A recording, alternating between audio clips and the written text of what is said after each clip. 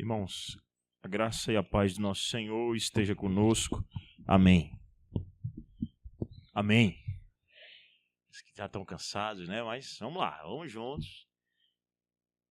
Vamos chegar juntos aí até o final dessa corrida para a honra e glória do nosso Deus.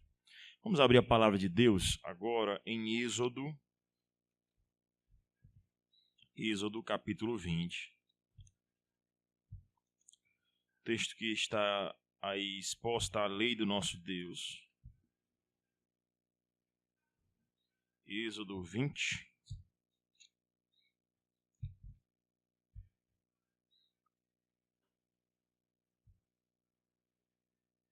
Do verso 1 até o verso 17.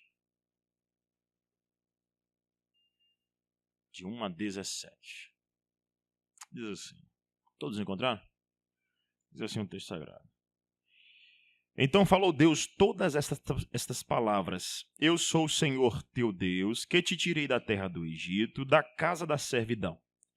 Não terás outros deuses diante de mim, não farás para ti imagem de escultura, nem semelhança alguma do que há em cima nos céus, nem embaixo na terra, nem nas águas debaixo da terra. Não as adorarás, nem lhes darás culto, porque eu sou o Senhor teu Deus. Deus zeloso, que visita a iniquidade dos pais nos filhos até a 3ª e 4ª geração daqueles que me aborrecem, e faço misericórdia até 1000 gerações daqueles que me amam e guardam os meus mandamentos. Não tomarás o nome do Senhor teu Deus em vão, porque o Senhor não terá por inocente o que tomar o seu nome em vão. Lembra-te do dia de sábado para o santificar. 6 dias trabalharás e farás toda a tua obra, mas o 7º dia é o sábado do Senhor teu Deus. Não farás nenhum trabalho, nem tu, nem o teu filho, nem a tua filha, nem o teu servo, nem a tua serva, nem o teu animal, nem o forasteiro das tuas posses para dentro, porque em 6 dias fez o Senhor os céus e a terra, o mar e tudo que neles há, e ao 7º dia descansou. Por isso o Senhor abençoou o dia de sábado e o santificou. Honra teu pai e tua mãe, para que se prolongue os teus dias na terra que o Senhor teu Deus te dá. Não matarás, não adulterarás, não furtarás, não dirás falso testemunho contra o teu próximo, não cobiçarás a casa do teu próximo, não cobiçarás a mulher do teu próximo, nem o seu servo, nem a sua serva, nem o seu boi, nem o seu jumento, nem coisa alguma que pertença ao teu próximo. Amém. Vamos orar mais uma vez. Oremos. Deus santo, eterno, a tua lei é santa, a tua lei é perfeita, Senhor, restaura a alma, e nós, nesse instante, fiados do teu Filho amado Jesus Cristo, do poder do Espírito Santo, nos aproximamos e rogamos, ilumina-nos para entender a tua lei, Senhor. Fala aos nossos corações. Estamos cansados, isso é fato, mas queremos aprender do Senhor. Dá-nos força para estudarmos esta palavra, ilumina-nos por teu Santo Espírito, em nome de Jesus. Amém. Então vamos lá, vamos agora sim dar início aos 10 mandamentos, propriamente dita a sua exposição.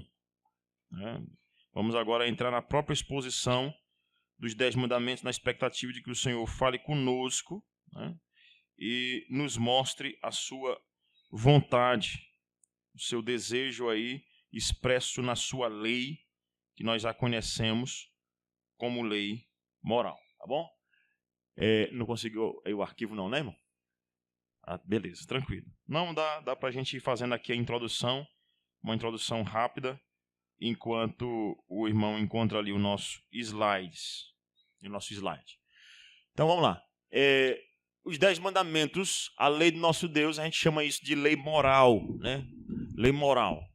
Todo mundo tem uma concepção da lei, seja positiva, né, a bíblica, ou errada, mas todo mundo tem a concepção da lei.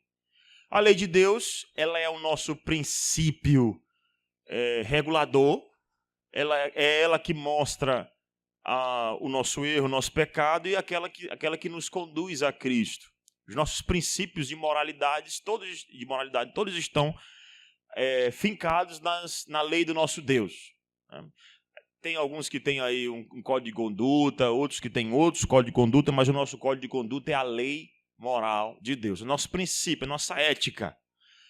Infelizmente, né, na sociedade pós-moderna na qual nós vivemos, onde a filosofia principal que impera é o relativismo, eles não creem numa verdade absoluta, assim, né, como nós cremos, uma lei absoluta, que diz o que é certo e o que está errado e pronto. Né? Hoje nós vivemos na época que cada um tem sua verdade e um tem que respeitar o outro, mesmo que ele esteja errado. Digo respeitar, não é que nós incentivamos você a bater, a matar os outros, mas é dizer que ele está errado quando ele não está de acordo com a lei moral de Deus. Então, nosso princípio, nossa ética é a lei moral de Deus. E aonde está, essa é a pergunta, exposta a lei moral de Deus? Nos 10 mandamentos. Nos 10 mandamentos. E quais são os 10 mandamentos? Esse nós acabamos de ler. Então, a lei moral de Deus está explicitada nos 10 mandamentos. Tá bom? E aí, eu queria que você ficasse de olho no texto, a todo instante, aí o texto que nós vamos trabalhar, né? Que é o texto, primeiramente, de Êxodo, capítulo 20. Em Êxodo, aqui, logo no capítulo 20, nós temos os 10 mandamentos. Primeiro, nós temos o que nós chamamos de prefácio dos 10 mandamentos, tá bom? Que é, antes de dar a lei, são ditas algumas palavras que são importantíssimas para você entender os 10 mandamentos. A gente chama de prefácio dos 10 mandamentos. Tá bom? Qual é? Leia comigo novamente aí, Êxodo, capítulo 20, versículo 1. Diz o que aí?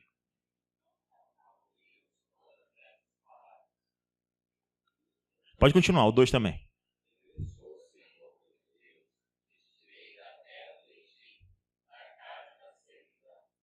Aqui. Então, o que nós vamos utilizar aqui como padrão para entender os 10 mandamentos é o nosso catecismo maior, o catecismo maior de Westminster. Eu tentei colocar ali, eu não sei se a irmã está conseguindo. Se precisar do meu computador, também está à disposição. Talvez facilite. Você acha que facilita? Tá quase abrindo, né? Beleza. Então, eu vou utilizar como padrão de exposição o catecismo maior de Westminster. Você pode utilizar um comentado, como é o caso aí que saiu pela editora Puritanos. Você pode dar uma olhada nele, né? Estudar o catecismo maior. E essa é a nossa perspectiva do entendimento dos 10 mandamentos dos presbiterianos. Visto que os símbolos de fé de Westminster são o nosso padrão de doutrina, né? A interpretação fiel das Escrituras, assim como nós acreditamos, eu vou utilizar ele como um padrão aqui para nós interpretarmos os 10 mandamentos, desde o prefácio até o último mandamento, ok? E quem for, então, rapidamente, para você entender o tipo de interpretação que é feita ali no Catecismo Maior, né? Quem elaborou o Catecismo Maior de Westminster? Alguém sabe me dizer? Muito bem, Assembleia de Westminster, tá bom? Excelente, aí o pessoal está bem doutrinado, né, pastor? Excelente. Então, os puritanos, lá no século XVII, tá bom? Eles produziram esse documento maravilhoso chamado, ou esses documentos, Confissão de Fé de Westminster, Catecismo Maior de Westminster e Breve Catecismo de Westminster. Quem são os puritanos? Puritanismo é um movimento que surge na Inglaterra no século XVI ainda, na época do reinado de Elizabeth I, a filha do rei Henrique VIII, né? Você conhece aquela sucessão, né? Teve uma confusão lá na Inglaterra muito grande no que diz respeito ao culto, à doutrina. Né? O que nós tínhamos, por exemplo, na época do rei Henrique VIII, né, um rompimento com a igreja católica, onde surge a igreja anglicana. O rei Henrique VIII, ele está lá casado com uma mulher, ele quer se divorciar dela, né, Catarina de Aragão, e dizia ele que é porque ela não podia lhe dar um filho e um homem, né? Mas, na verdade, é porque ele tinha uns problemas lá sérios, morais, né? O certo é que ele vai pedir ao Papa para se divorciar, o Papa não dá, ele cria uma nova igreja, a igreja anglicana. Né? O anglicanismo surge com Elizabeth, mas a igreja anglicana surge com o próprio rei Henrique VIII, o rompimento. Depois vem o filho dele, que é importante aqui para você entender o catecismo maior e o símbolo de Westminster, né?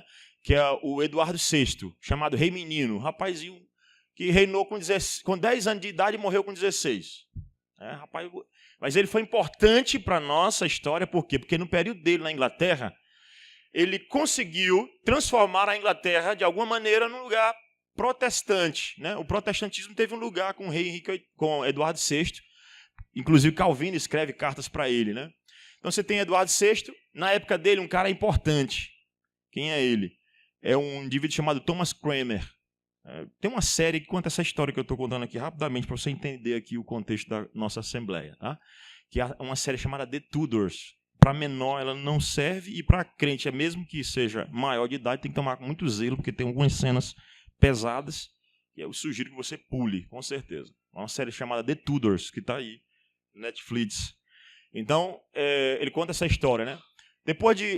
No período de Eduardo VI, surge Thomas Cranmer. Quem é Thomas Cranmer? É um arcebispo da principal catedral da Inglaterra, chamada Cantuária, ou Canterbury, né? A principal lá da Inglaterra. E no período dele, né? No período de Eduardo VI, Thomas Cranmer se torna arcebispo e faz um documento chamado 39 artigos, que ele é o embrião da Confissão de Fé de Westminster. Primeiro é chamado de 42 artigos, tira 3, né? Fica 39 artigos, que a Assembleia de Westminster vai fazer é revisar esses documentos, né? Ou esse documento, os 39 artigos lá da religião na Inglaterra, na época que é produzido com Thomas Cranmer. Né? Ele é morto por meio da Maria Sanguinária, ela mata 300 protestantes, entre eles o próprio Thomas Cranmer. Depois de Thomas Cranmer vem Elizabeth, aí surgem os puritanos. Quem são os puritanos?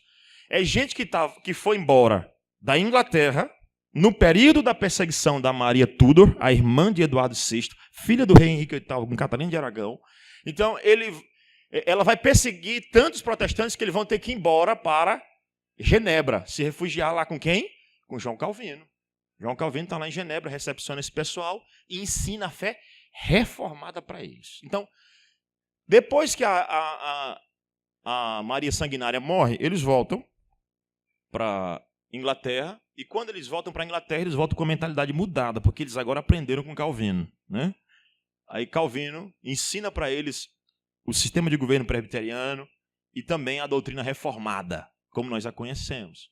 E esse pessoal volta para a Inglaterra pedindo um culto mais puro, uma doutrina mais pura e uma vida mais pura. Eles eram chamados de quê? De puritanos, né?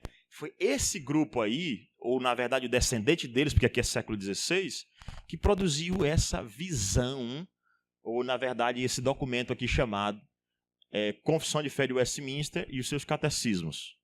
Tá bom? Vieram outros reis, né? Veio o James I, depois veio o Charles I, e foi no Charles I que veio a confusão e o período ali da compilação desse documento, da formulação desse documento maravilhoso, que é o Catecismo Maior, que nós vamos ver aqui. Por que eu disse isso? Eu contei essa história. Porque quando você for interpretar os 10 mandamentos, se lembre que a nossa interpretação é a interpretação reformada, feita pelos puritanos, né?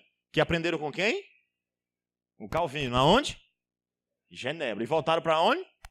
Para a Inglaterra. Fizeram, depois, os sucessores deles fizeram o quê? Os documentos aqui de Westminster. Entenderam, né? Então, a visão que nós vamos interpretar aqui é a visão reformada, que já olha para esse prefácio. Pode passar, irmã. A base nossa aqui é o Catecismo Maior. Ele diz o que é lei moral, pode passar. Aí eu deixo até esse slide aí para vocês depois. E tá, é o documento. Tá bom? É importante aqui a gente observar alguns pontos, tá ok? Quais? Primeiro, a lei moral, ela tem alguma importância para nós hoje? Pastor Rogério, desde ontem você vem dizendo, Cristo cumpre, não somos nós. A salvação é pela graça, não é pelas obras. Certo, se a salvação é pelas obras, para que a lei moral? Desculpa, pela graça, para que a lei moral? Não é pelas obras. Pelas obras da lei, ninguém será justificado. Então, pastor Rogério, para que serve a lei moral? Calvino e os puritanos vão entender que a lei moral tem um papel fundamental na vida cristã. Qual? A lei é instrumento de santificação. A gente chama isso de terceiro uso da lei. É a lei como instrumento. Ela não serve só para condenar, ela não serve só para mostrar, para apontar para Cristo, mas ela serve para me santificar. Se eu sigo a lei de Deus, eu estou me santificando. E se eu não sigo, eu não estou me santificando, né? Na verdade, eu estou quebrando a lei de Deus e isso prova que eu não sou salvo. Porque eu não sou salvo pelo cumprimento da lei. Mas o cumprimento da lei é o resultado da minha salvação. Tá bom? Então, embora nenhum homem, depois da queda, possa alcançar a retidão e a vida pela lei moral, todavia ela é de grande utilidade a todos os homens, tendo utilidade, né, especial aos que são regenerados, tá bom? Aos que são. Os não regenerados, qual é? Ela serve para condenar. E para os regenerados? Santificar. Tá bom? Ela santifica. Pode passar, irmão. De que utilidade é a lei moral para todos os homens? Serve para quê? Leia comigo a resposta aí. A lei moral.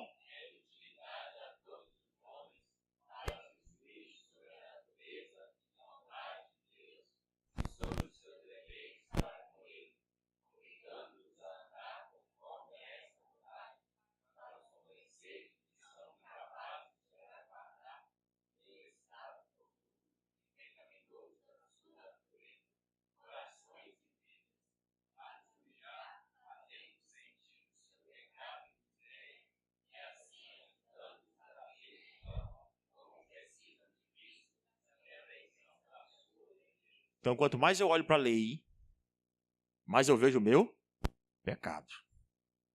Pode passar, irmão. Que pontos devemos considerar nos 10 mandamentos? Devemos considerar nos 10 mandamentos o prefácio. Aqui que eu fiquei. Qual é o prefácio? Qual é o prefácio? Não, o prefácio é: eu sou o Senhor teu Deus, que te tirei da terra do Egito, da casa da servidão. Irmãos, antes de dar a lei, Deus se apresenta para o povo. Antes de dar a lei, Deus dizia assim: eu vou te mostrar quem eu sou. Eu sou aquele que te tirou da terra do Egito, da casa da servidão. Ou seja, tu estavas morto, tu estavas perdido e eu te salvei. E a ideia aqui, a palavra aí, eu sou o Senhor, a palavra Senhor é Iavé, é o Deus do pacto. Lembra que todo tempo eu estou falando aqui do pacto. Então a palavra Iavé é o Deus da aliança. Eu sou o Senhor da aliança. Eu prometi tirar vocês do Egito. Eu sou aquele lá que apareceu para Abraão. Eu te tirei da terra do Egito, da casa da servidão. Então quem é Deus? Para nós regenerados, o nosso Salvador. Ele nos libertou do cativeiro da morte. Porque a história de Israel, a história do cativeiro egípcio de Israel é a história nossa no cativeiro do pecado. É por isso que Paulo vai dizer em Colossenses capítulo 1, versículo 13, ele nos libertou do império das trevas e nos transportou para o reino do Filho do seu amor, no qual temos a redenção, a remissão dos pecados. Então, antes de pedir, Deus se apresenta: eu sou aquele que te salvou, eu sou o teu dono, eu te comprei. Tu estavas morto e eu te trouxe. Então, por quem é Deus para me dar 10 mandamentos? Ele é meu libertador. Ele tem autoridade sobre mim. Agora, 2 coisas então você tem que ensinar para o seu filho. Primeiro, que Deus é criador dos céus e da terra. Segundo, é que ele é regenerador, ele é salvador do pecador. Qual é a primeira coisa que você ensina para o seu filho? A primeira coisa que está na Bíblia: no princípio criou Deus os céus e a terra. E a segunda: essa terra que Deus criou está caída, mas Deus em Cristo redime ela. Então, antes de dar os 10 mandamentos, Deus se apresenta: eu sou o Senhor, que te tirei da terra do Egito, da casa da servidão. Vocês eram escravos do pecado, agora vocês vão ser meus escravos. E ser escravo de Deus, né, é a melhor coisa que existe.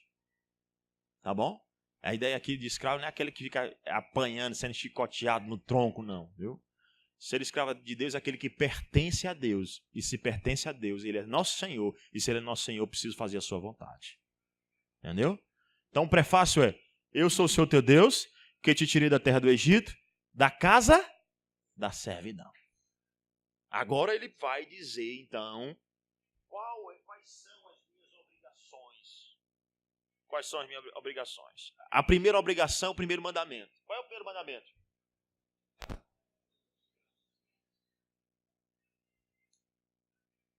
Não terás outros deuses diante de mim.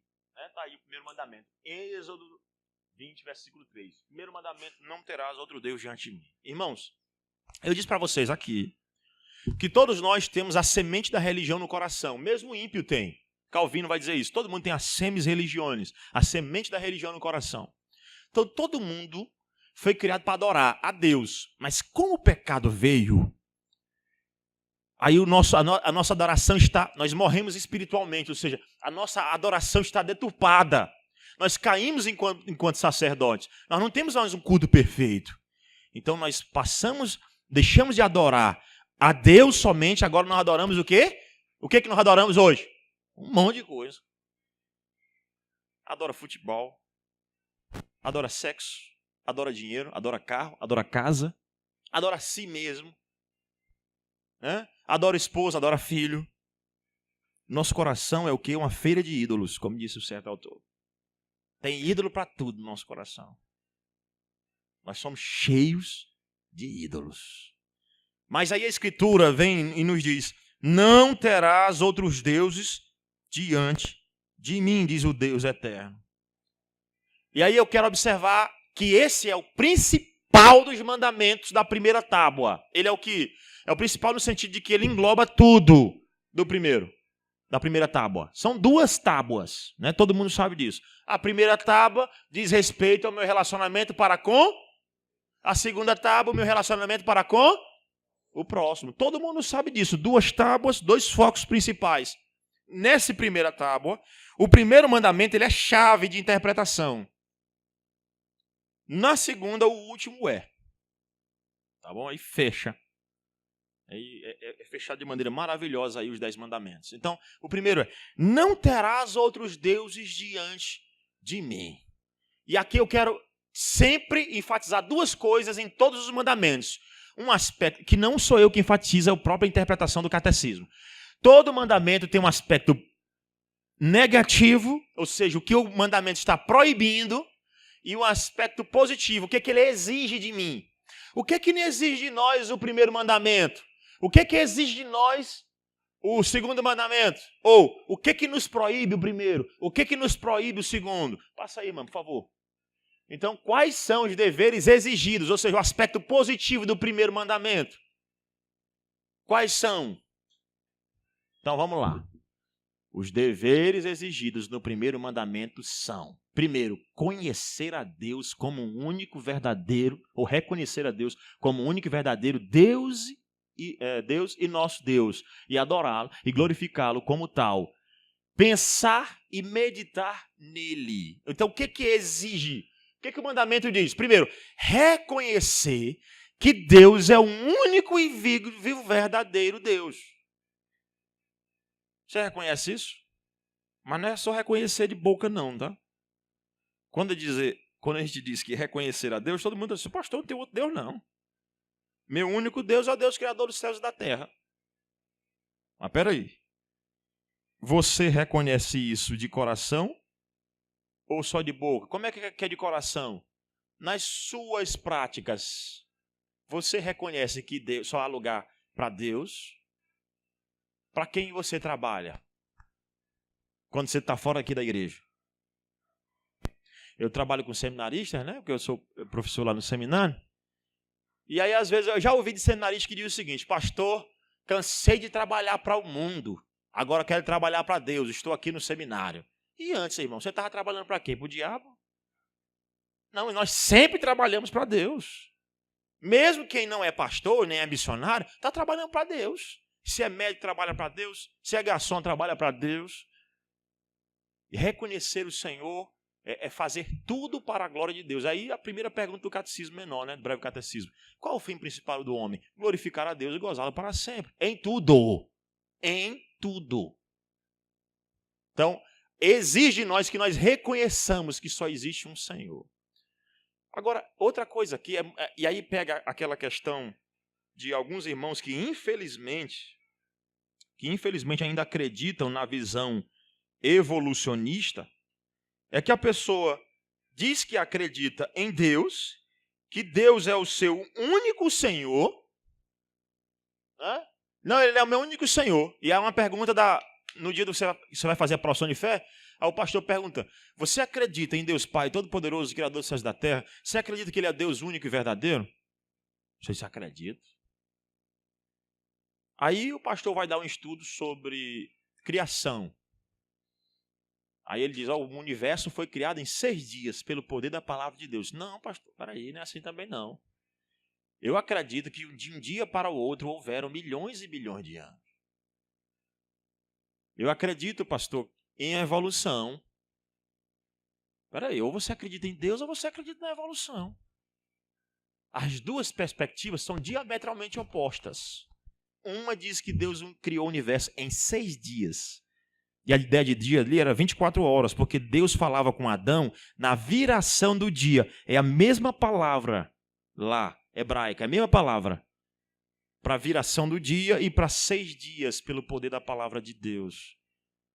Deus fez o universo em 6 dias. Aí a pessoa diz, não acredito, pastor, sabe o quê? Que Deus até criou, mas as coisas foram se aperfeiçoando com milhões e milhões de anos. Por exemplo, a luz. Pastor, a velocidade da luz, mesmo com aquilo tudo, não tem como ela chegar aqui na Terra, não.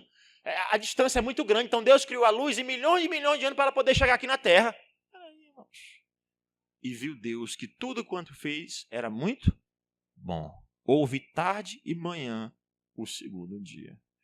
Então, veja bem, as perspectivas são distintas. Dizer que crer em Deus e tem Deus, reconhecer que Ele é o único Deus, é também dizer que quem criou foi Ele. Porque se você não diz que foi Deus que criou, então você admite um outro Deus. Uma outra força. Quer ver? Um exemplo da coisa que eu até ensinei já aqui hoje. Quem determinou o bem? Hein? Quem foi que determinou o bem no universo? Hein? Oxe, Deus, não foi? E o mal? Deus. Deus determinou todas as coisas. O bem e o mal. Deus fez até o ímpio para o mal. Ou não? Sim, é bíblico. Não é o bíblico lá daquele candidato que uma vez que é bíblico, citou uma heresia lá e disse que era bíblico. Mas veja bem, com toda certeza, ao reconhecer, ou dizer que reconhece que só há um Deus, eu estou dizendo só há um Criador dos céus e da terra. Aí ele diz, meditar nele. Você medita em Deus? Você pensa em Deus? A ideia de meditar em Deus é tudo na sua vida é a partir de Deus. O que é que Deus pensaria disso? O que é que a lei de Deus diz acerca disso? É comprar um carro. Rapaz, tem um dinheiro. O que é que Deus diz acerca de comprar carro sem dinheiro? Fazer dívida. O que é que a Bíblia diz acerca disso? Namorar com ímpio. Meditar em Deus. Culto, glorificação a Deus. E não glorificação ao homem. Meditar em Deus. Aí mais. Adorá-lo, né? Lembrar-nos dele. Isso é importantíssimo quando ele vai dizer para ele, lembra-te do dia do sábado, como eu vou falar para vocês aqui. Lembrar-se de Deus. Altamente apreciar. Você aprecia Deus? Diz que Deus glorioso. Que Deus bondoso, justíssimo. A linguagem da confissão é, Deus é boníssimo, justíssimo, grandíssimo, misericordioso, longânimo. Isso é elogiar a Deus, é ter Deus mesmo em alta conta. Tem Deus que... tem gente que diz, Deus não me fez do jeito que eu quis. Não me fez do jeito que eu quis. Eu queria ser muito mais bonito, meu nariz está meio torto, ele está grande demais ou pequeno demais. Teve uma vez uma visitante da igreja chegou e eu estava expondo os mandamentos, né? E aí eu estava expondo o mandamento, o 6º mandamento, né? Ela disse, pastor, eu posso fazer uma cirurgia aqui para consertar o meu nariz? Ela faz uma cirurgia. Aí disse, irmã, me diga uma coisa, mas tudo bem, tem algum problema de saúde? Não, tem não, pastor. Tem algum problema aí que está dificultando você respirar? Não tem nada disso não, pastor, é só estético mesmo. Você não é satisfeito com o que Deus te deu, irmão? Sou? Não. E aí, não são poucos os casos daquelas pessoas que vão fazer cirurgia e acabam tendo uma complicação. Eu não estou dizendo que vai acontecer em todos, e a gente precisa observar cada caso. No caso dela ali, era apenas insatisfação com o corpo. Era só isso. E o nariz não tinha nenhum problema assim, de ferrura. É a cor mais feia do mundo, não. Tinha isso. Aí, adorá-lo, escolhê-lo, amá-lo, desejá-lo, temê-lo, crer nele, Só que, vamos dar um exemplo bíblico aqui, abra o Salmo 14. Diz o insensato no seu coração, não há Deus. Eu lhe pergunto, quem é insensato? Hein, irmão? Quem é insensato? O ateu, né? Abra um Salmo. Vamos ver quem é insensato. Salmo 14.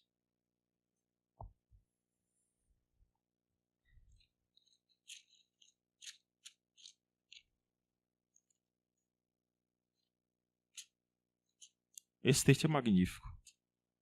Olha o que o texto diz aí. Ao mestre de canto, Salmo de Davi, diz o insensato no seu coração, não há Deus. Corrompem-se e praticam a abominação. Já não há quem faça o bem. Aí, veja bem, quem é insensato? Todos. Não há quem não seja insensato. Olha o verso 2. Do céu olha o Senhor para os filhos dos homens para ver se há quem entenda, se há quem busque a Deus. Todos se extraviaram e juntamente se corromperam. Não há quem faça o bem, não há nenhum sequer. Sabe quem é insensato? Todo mundo. Todo mundo é insensato. Não, eu não sou não, pastor. Eu digo, há Deus. Há dois tipos de ateus. Aqui, pelo menos. É aquele ateu que assevera que Deus não existe. Né? Isso aqui é o ateu que a gente chama de ateu teórico.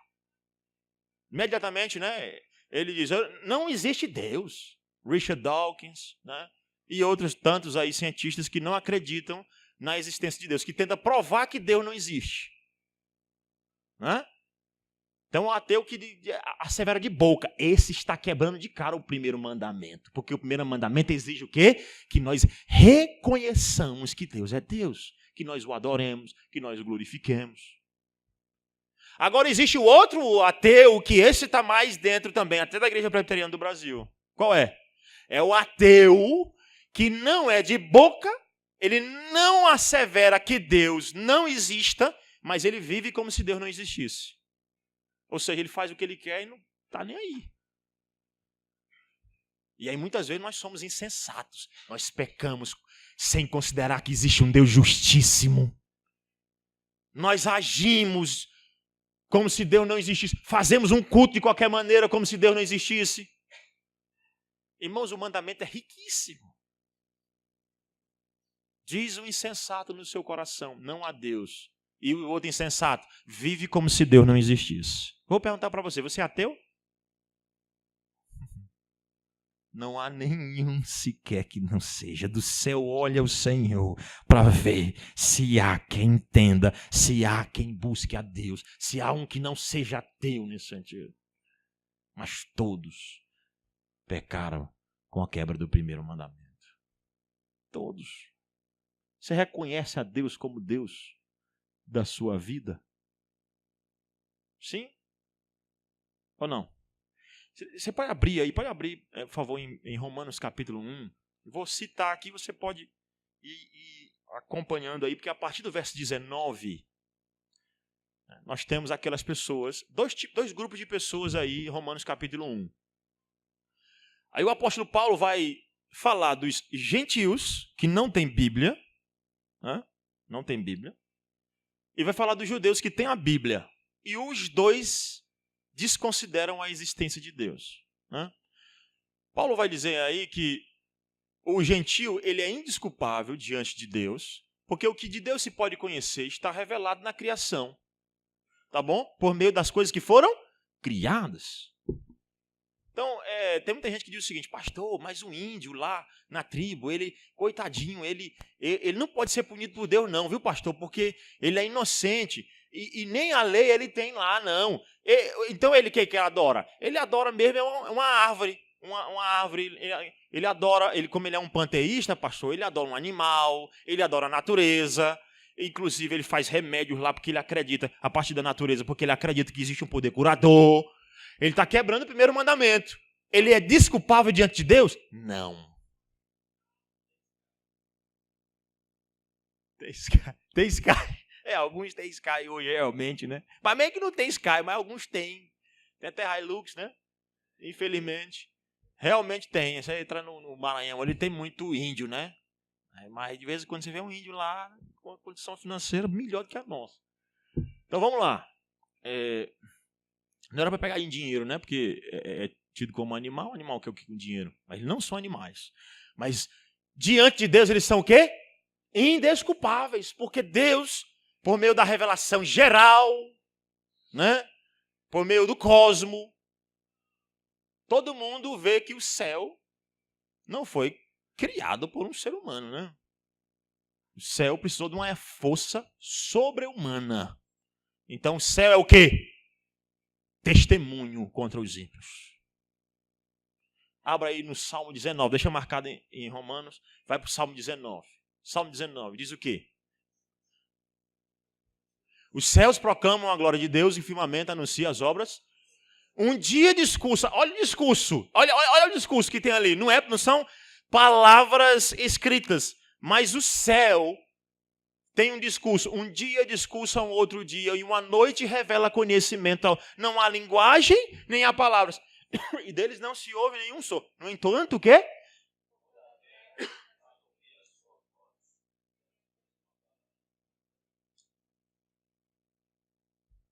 Que palavras? A palavra da revelação geral. Está aí o discurso da criação, mostrando que existe um Criador de todas as coisas. E o homem quebra. Você reconhece que Deus é Deus?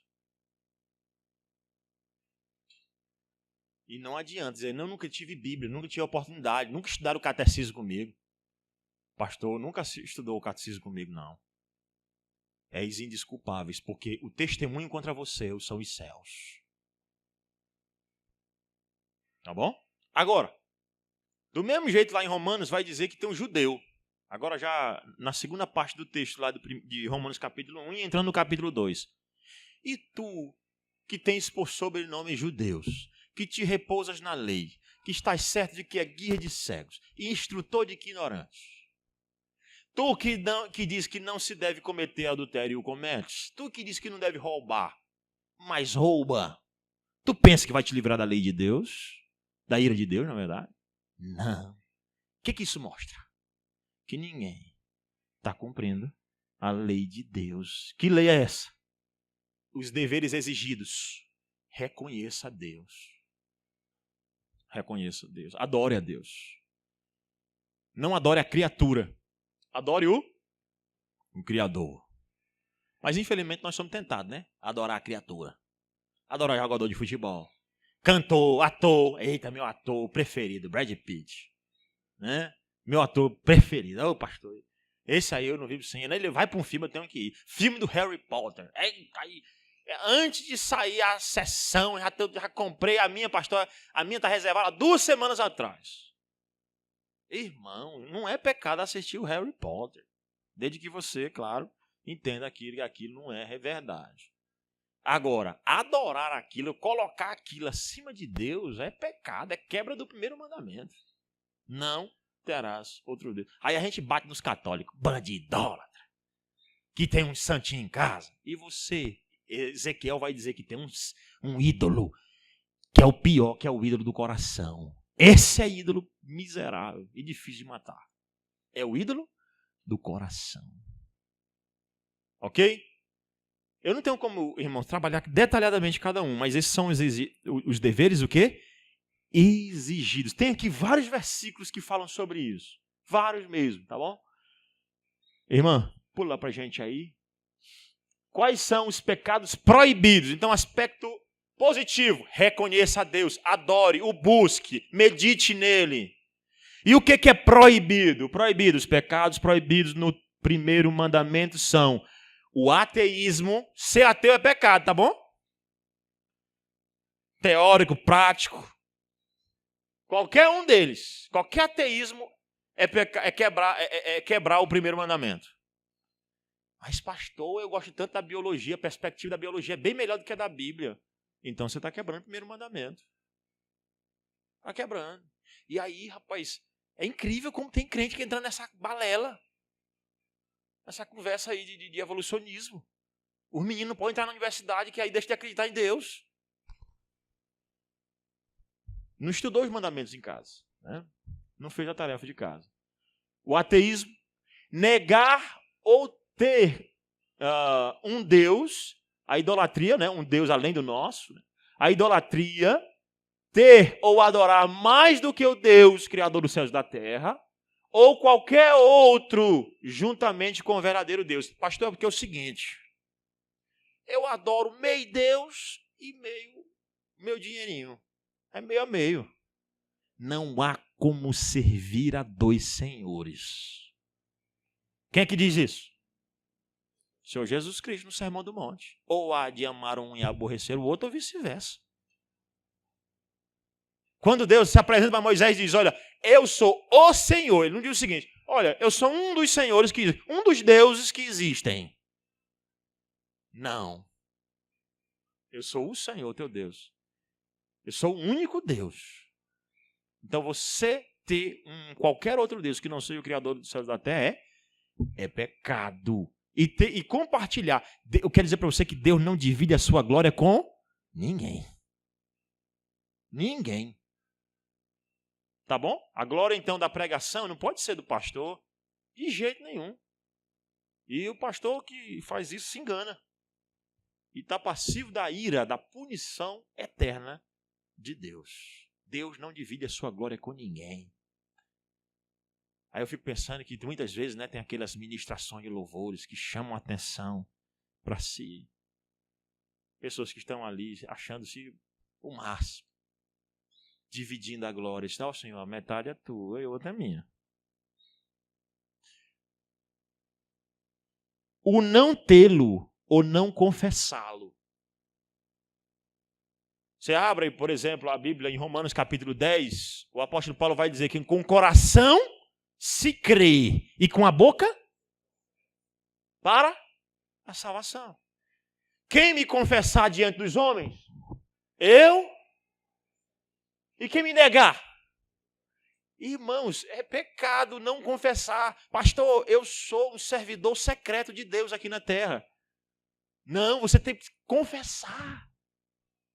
É porque eu fico com vergonha dizer lá no colégio, na escola, que eu tenho Deus que criou os céus e a terra. O pessoal vai me chamar de doido, pastor. Mas você não confessar Deus é pecado. Então não adianta ficar escondendo. Não, lá na igreja eu sou crente, mas na escola, quem não confessar diante dos homens também não será confessado. Diante do Pai, diante dos anjos. Não será. Pode ter certeza. Pode passar, irmã. Quais são os pecados ainda proibidos? O fazer dos homens senhores da nossa fé. Não faça de homem nenhum. Não adore pessoas. Por exemplo, isso aconteceu com Pedro, né? E aconteceu também com Paulo. Pessoas que chegaram diante deles e se aproximaram. Por exemplo, um se aproximou diante de Pedro, se ajoelhou. Pedro disse, fica de pé, que eu sou homem igual a ti. Hã? Exatamente. Não. Eu sou um servo de Deus. A glória não pode ser nossa. A glória tem que ser de Cristo. Pode passar, irmão. Vamos correr para que são 2 mandamentos, né? Qual é o segundo mandamento? E esse está ligado. Está ligado ao outro. Na verdade, você tem 3 mandamentos diretamente ligados. O primeiro, o segundo e o terceiro. O primeiro é não adorar outro Deus diante do Criador dos céus e da terra. O segundo mandamento, qual é? Não farás para ti imagem de escultura. Vamos ver então aqui. Qual é o segundo mandamento? Não farás para ti. Pode passar aí, irmã. O que é exigido? Ou seja, qual é o aspecto positivo desse mandamento? Hein? Alguém sabe me dizer qual é o aspecto positivo desse mandamento? Ou seja, o que ele exige de nós? Os deveres exigidos no segundo mandamento são receber, observar e guardar puros e inalterados todo o culto.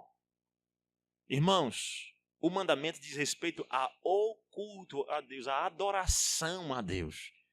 Então, primeiro, não terás outro Deus diante de mim. Não adore outra pessoa além de mim. O segundo, não faça para ti imagem de escultura. A ideia de imagem de escultura é você falsificar o que é perfeito. existe uma imagem perfeita de Deus, e quando você tenta criar uma imagem sua, a imagem perfeita de Deus é a Bíblia. Então, se você quiser falar da imagem de Deus, pregue a Bíblia. Mas não faça uma imagem. Porque o que esse mandamento exige? O culto do jeito que Deus mandou. Qual foi o culto que Deus mandou? Qual foi o culto que Deus mandou? Você abre, por exemplo, em Levítico. Levítico é um manual de culto para a gente. Mas qual é a maneira que nós devemos adorar a Deus? Em espírito e em verdade. Deus é o quê? Espírito. E importa que seus adoradores o adorem em espírito e em verdade. Então é exigido o quê? Todo o culto e todas as ordenanças religiosas que Deus instituiu na sua palavra, especialmente a oração, ações de graças em nome de Cristo. Olha o que tem que ter no culto. Vamos lá. Primeiro, oração, né? Que ele diz aí. Com ações. Me diga, no culto precisa ter oração? Você precisa? Com certeza. Qual é a base disso? As Escrituras Sagradas. Os salmos são orações belíssimas para que nós possamos cultuar a Deus. Ou não? Sim ou não? O povo, quando quer ver como os crentes viviam no Novo Testamento, eles viviam em oração, no partir do pão, né? As orações. Partir o pão de casa em casa. Não é? Doutrina dos apóstolos. Ali nós temos os elementos de adoração a Deus. Então, a oração. O que mais que tem que ter no culto? Vamos lá? A leitura. Exatamente. A leitura da palavra. Tem leitura da palavra no culto aqui. Nós tivemos hoje de manhã, leitura da palavra. E todo domingo na igreja tem oração e leitura da palavra. O que mais? Rapidinho, vamos lá. Exatamente. O que mais? Perfeito. Então, isso aí tudo tem que ter no culto a Deus, a adoração. E se eu fizer uma outra coisa, por exemplo, pastor, eu quero fazer aqui, na verdade, eu quero fazer aqui uma coreografia, um negócio. Não cabe no culto. Então, fazer imagem é criar uma imagem que Deus não quer. Não é somente criar, vou fazer aqui a barba de Deus, é isso aí também. Mas é você criar uma imagem de Deus que não existe. A maneira de adorar a Deus é por meio de oração, leitura da palavra, pregação do evangelho, administração correta dos sacramentos. Mas não, seu pastor, uma vez até ouvi uma pessoa de outra denominação, graças a Deus não era na minha, né? Mas eu tive muita dificuldade, estava falando para o pastor Fábio. Assim que eu comecei o meu ministério, eu saí do seminário, eu quase que desisti, porque eu peguei era uma igreja, com 5 membros, pra você ter ideia. Aí eu disse, meu Deus, o que é que eu vou fazer agora, rapaz? 5 pessoas aqui, e eu preguei 1 mês, e preguei 2, e 3, e nada, os 5 só. Só tinha 6 porque eu entrei. E era só a família da minha esposa. Eu pregando lá para 5 pessoas, bradando lá, bem alto. E as 5 pessoas. Eu ia chamar a pessoa para voltar, e aí evangelizar. Aí chegou uma pessoa e disse assim para mim, pastor Rogério, rapaz, você está fazendo tudo errado. O que você precisa fazer? Precisa incrementar, precisa botar aí, pastor, um teatrozinho. Bote aí, pastor, aí uma coreografia ligeira, ó. Irmãos, é por isso que muitos caem. Porque numa situação daquela eu fui tentado. Foi tentado. Entretanto, graças a Deus, me livrei dos princípios bíblicos. Não caí naquela tentação. Continuei pregando o evangelho. Continuei falando de Cristo. E quando eu desisti que aquele povo voltasse um dia para a igreja, começaram a voltar. Voltou 1, voltou 2, voltou a família, depois voltou outra, entrou as novas. E está lá, graças a Deus, a igreja crescendo pela graça e misericórdia. Nada depende de mim, porque se dependesse de mim, estava fechada. Mas só a exposição do evangelho. Sem invenções. Deus exige de nós um culto que Ele deu. Ele não diz o seguinte: ó Moisés, decide aí como é que vocês vão me adorar. Não, irmãos, veja, não tem tempo para a gente ler aqui, mas leia depois. Aqui Deuteronômio 32, 42, 43, né? Você lê Levítico, há normas específicas do culto. O tamanho da bacia, né? Tinha que ter a arca, tinha que ter lá uma cortina. É tudo específico. Claro que as cerimônias tipificavam a vinda de Cristo. Quando vem, sai o cerimonial, fica o princípio. Todo mundo sabe disso. Mas é cheio de normas o culto. Deus nunca disse, decida como quer me adorar. Sempre Ele estabeleceu normas e regras. E quando eu crio uma outra norma, eu quebro o primeiro, porque eu sempre quebro o primeiro, e quebro o segundo mandamento. Porque eu crio uma imagem errada de Deus. Estão entendendo? Então Ele exige de mim a leitura da prédica e tal, o jejum religioso, jurar em nome de Deus e o fazer votos. Agora ali eu não li direito porque está uma luz ali, né? Ele, bem como o desaprovar, detestar, opor-nos a todo culto falso.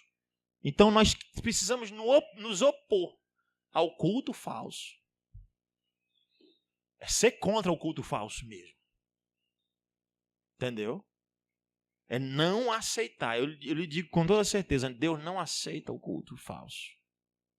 Pode ser, não, porque eu estou, pastor, importa meu coração se é sincero ou não. É o que a gente mais ouve, né? O que importa é se o meu coração é sincero.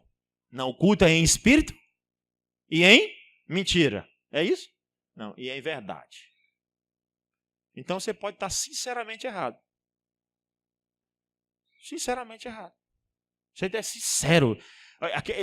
Pastor, você está duvidando da sinceridade do irmão, ele está até chorando. Sim, mas está errado. Está errado, o culto está errado.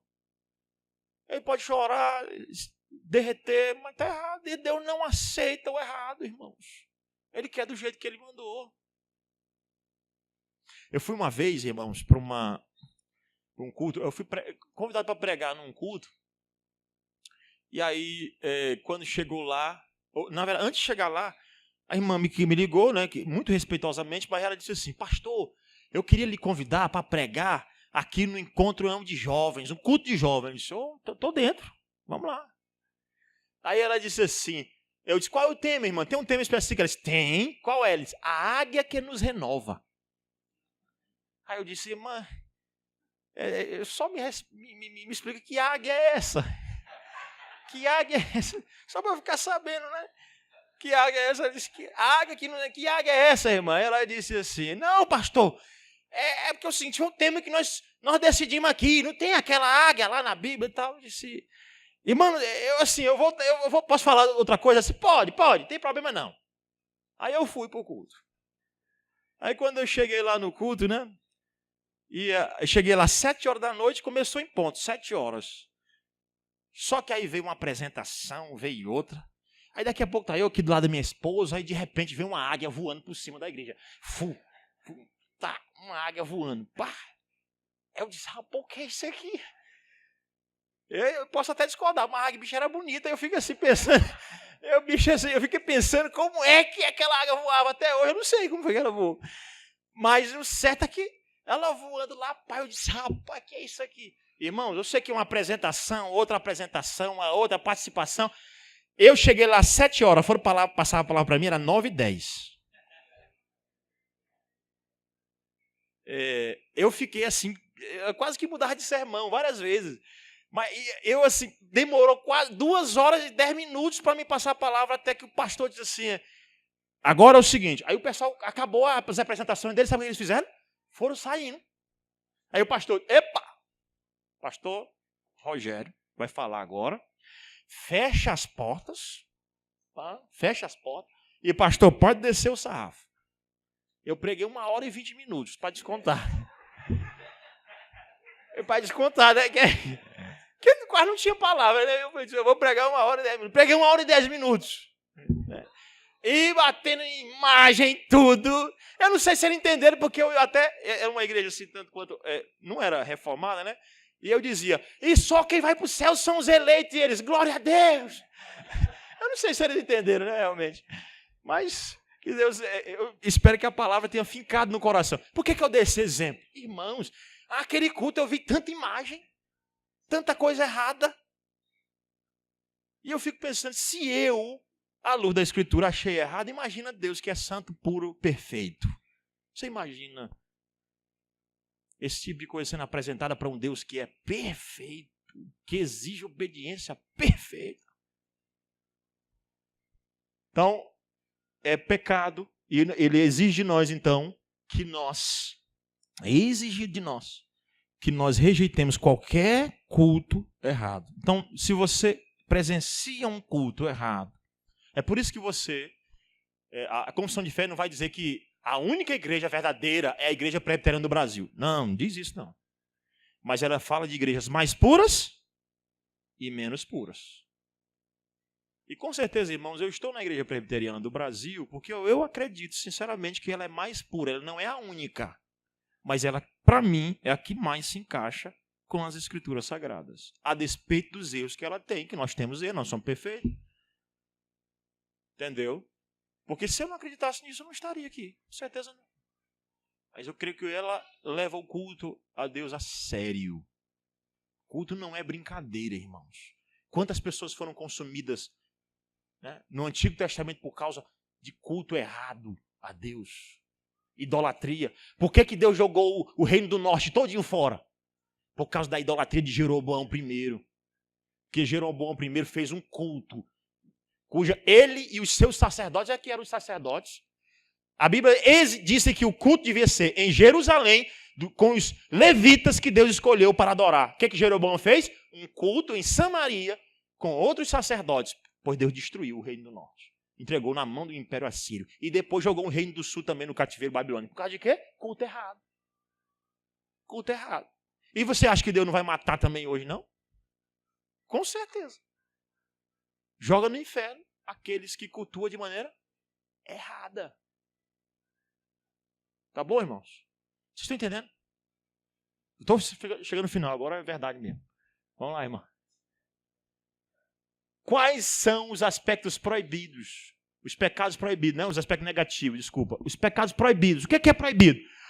Lê comigo, vamos lá. Os pecados proibidos no segundo mandamento são estabelecer, aconselhar, mandar, usar e aprovar de qualquer maneira qualquer culto religioso, não por Deus, o fazer qualquer imagem de quem?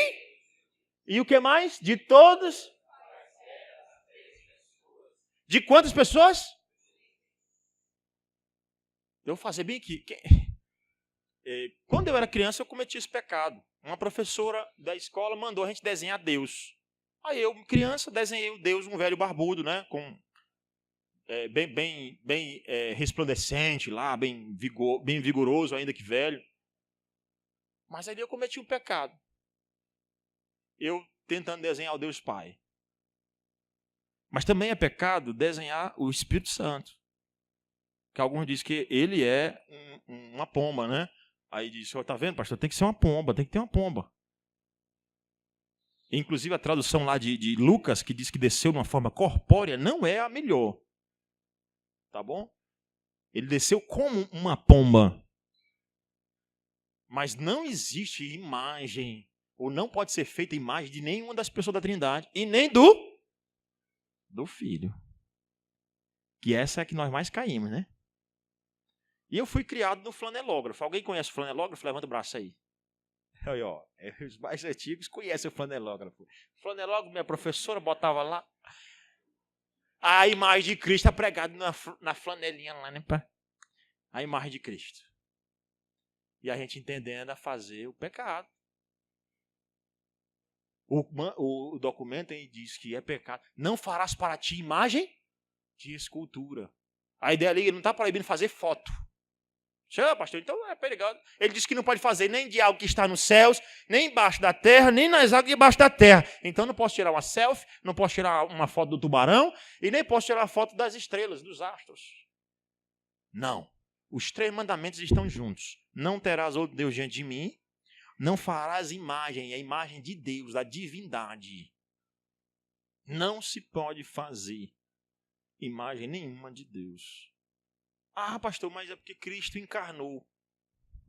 Teve um teólogo da igreja antiga, a igreja do Oriente, que ele dizia que, João Damasceno o nome dele, ele dizia que a encarnação permitia a criação, a poder fazer a imagem de Cristo. Não, Cristo é Deus. Na verdade, o autor aos Hebreus vai dizer que ele é a expressão exata do ser de Deus. Ora, se ele é a imagem de Deus, meus irmãos, se ele é a expressão exata do ser de Deus, então eu não posso fazer imagem. A irmã tem uma pergunta ali, né? A pergunta é? Deixa eu fazer, vamos deixar para a mesa redonda aqui já, irmã. Vai ter uma mesinha redonda aí. Oi? Ah, não é pergunta não? O que era, irmã?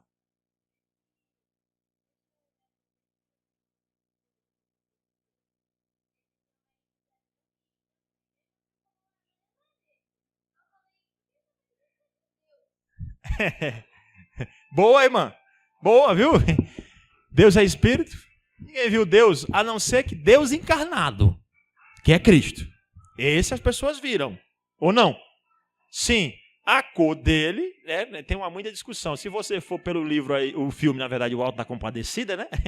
Que assistiu, Jesus é negro, né? Lá. Eu não sei, possivelmente ele não era negro, né? Possivelmente ele não era negro porque ele era judeu. Se é judeu geralmente não tem essa cor negra. Mas também não era um lourão de olhos azuis, porque judeu também não é assim, tá bom? Mas boa resposta, moça inteligente, viu? Boa mesmo. Parabéns, viu? Essa aí está seguindo o caminho correto. Então Deus, ele proíbe fazer qualquer imagem, não farás para ti imagem de escultura, nem semelhança alguma do que há em cima do céu, nem debaixo da terra, nem nas águas debaixo da terra. Então, quer inteiramente no espírito, interiormente no espírito, até mesmo você fazer dentro do coração a imagem como é Deus, sem imaginar, é pecado. Ah, pastor, mas aí ninguém consegue cumprir. Isso é verdade, ninguém consegue não. Agora, não é porque eu não consigo cumprir que eu não vou buscar cumprir. Porque não é porque eu não seja perfeito que eu não vou procurar a perfeição. Eu vou procurar. Mas assim, imaginar Deus em imagem é pecado. Segundo as Escrituras Sagradas, né? E segundo a interpretação reformada que é do Catecismo Maior. Então, interiormente, o Espírito, no Espírito, quer interiormente em qualquer forma de imagem ou semelhança de criatura alguma, toda adoração dela, você pode, se você adorar qualquer coisa, qualquer imagem também é pecado. Pastor, eu não tenho imagem de Deus não, mas eu tenho uma de Padre Cícero, que eu estou dando o exemplo de Padre Cícero, porque lá no Nordeste é muito forte, né? E o Piauí é o estado mais católico do Brasil. O que eu estou lá é o estado mais católico do Brasil. Infelizmente, né? Mas nós estamos lutando para combater essa idolatria. O que a gente não pode fazer é tentar combater a idolatria e nós mesmos fazer a imagem, né? Então a gente tem que combater isso. Mas é pecado você ter... Tinha alguns crentes lá... É natural, e veja natural entre aspas, né?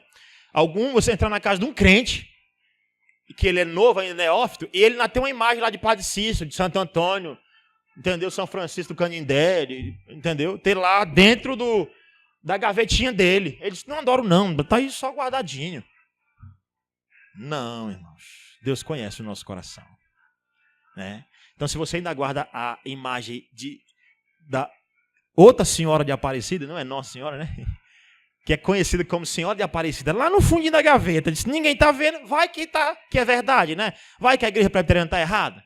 Então, deixa ela lá no final da gaveta. Deus conhece. Deus conhece. Então, é pecado. Aquela imagem que você tem lá, pode quebrar, pode jogar fora que é pecado. Não vá quebrar dos outros. O que acontece, irmão? Aconteceu muito, pessoas dizendo que foi convertida, né? Teve lá numa cidade do Piauí chamada Piripiri. Teve um indivíduo que se converteu ao cristianismo, à fé protestante. Pois aí tem lá na cidade, como é um estado muito católico, na cidade está cheio de santa nas ruas. Pois esse cara pegou um machado, disse que estava convertido. Saiu quebrando as santas da cidade todinha. Não, irmão, não é essa maneira de fazer. Nós precisamos pregar o evangelho, tá bom? Inclusive para o Estado ser convertido e tirar aquelas santas. Mas não é desse jeito que a gente vai converter as pessoas ou convencê-las do evangelho. É pregando o evangelho. Mas ele, na hora, ele ficou tão revoltado que ele pegou o machado, meu amigo. É diferente. Paulo também se revoltou, não se revoltou? Quando ele chegou em Atenas, que diz que o espírito de Paulo se revoltou em face da idolatria dominante daquele lugar. O que ele fez? Foi pregar o evangelho. A gente se revolta e vai bater nas pessoas. Não. Se revolta e vai pregar o evangelho. É assim. Dá para falar de Cristo às pessoas. Então, o mandamento proíbe fazer qualquer imagem do Senhor, tá bom? De qualquer uma das pessoas da Trindade. Então, acrescentando ou tirando dele, quer seja invenção, de tal, devoção, de boa intenção, ou por qualquer outro pretexto. A simonia. Né? Você sabe o que é simonia, né? O que é a simonia? Exatamente. Acabou sendo, na história da igreja, né, conhecida como uma venda de cargos eclesiásticos, né? Mas é baseado naquela história lá do Simão Mago, né, que tentou ganhar, né, se aproveitar lá e ganhar dinheiro a partir disso daí. Então a simonia, ganhar dinheiro como médium é pecado. Ganhar dinheiro como adivinha é pecado. Tá bom? O nicolaísmo, e aqui ele está batendo na simonia, é uma questão bem vigente daquele período. Né? O sacrilégio e toda negligência, desprezo, impedimento e oposição ao culto e às ordenâncias que Deus instituiu. Pode passar aí, irmão, para a gente finalizar? Acho que agora, pronto. Quais são as razões anexas ao segundo mandamento para lhe dar maior força? Quais são? Vamos lá, todo mundo. A gente encerra com isso. Vamos lá? As razões anexas para o segundo mandamento, para lhe dar maior forças, contidas nestas palavras. Aí ele diz, porque eu sou...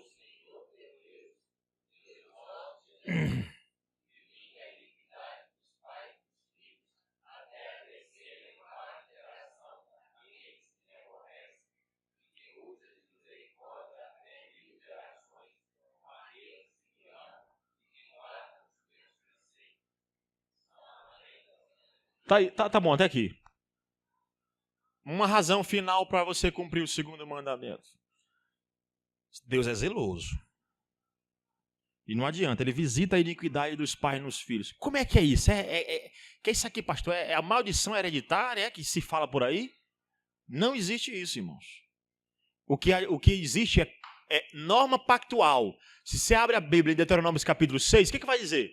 Vai dizer que você precisa ensinar o seu filho, né, o caminho, ao deitar-se, ao levantar-se, andando pelo caminho. Quando teu filho te perguntar por que você está fazendo aquilo, você vai... o Senhor nos libertou da terra do Egito, da casa da servidão. Então você precisa ensinar. Se você ensinar, a sua posteridade será abençoada. Agora, se você não ensinar, a sua posteridade será amaldiçoada, assim como você está sendo. Se você é negligente com o culto, a sua geração o será. Porque o meio pelo qual Deus transforma gerações é por meio de quê? As famílias. A família da aliança, a família do pacto. Você vai ensinando de geração em geração. Tá bom? Por que as crianças têm que estar no culto, hein? Por quê? Por que as crianças têm que estar no culto? Para que ouvirem que Deus visita a iniquidade dos pais nos filhos até a terceira e quarta geração.